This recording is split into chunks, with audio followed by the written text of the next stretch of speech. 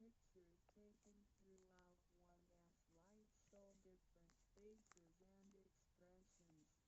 We recognize people by face, but our looks change and are not permanent. The handicapped, with impaired arms or legs, can also lead a complete life. One with a transplanted animal heart is still a human being. Even our brain cells keep decreasing and changing every second from the moment we were born.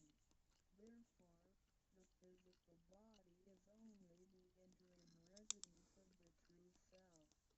Though it seems so real, solid and alive, it turns into dirt eventually. We call it false self because of its tentative and transient nature.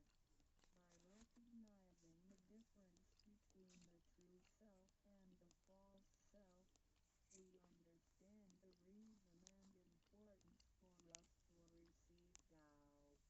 Luckily, we are given the opportunity of receiving Tao and learning these three treasures. These three treasures are straightforward yet profound. The meaning and details of them will be illustrated through the rite of receiving Tao. Here, we only discuss two issues. First, by receiving Tao, the true self gets one Tao. It leads to our conscience.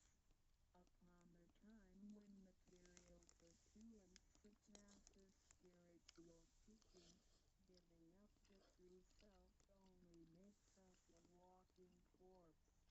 In order to fulfill and satisfy the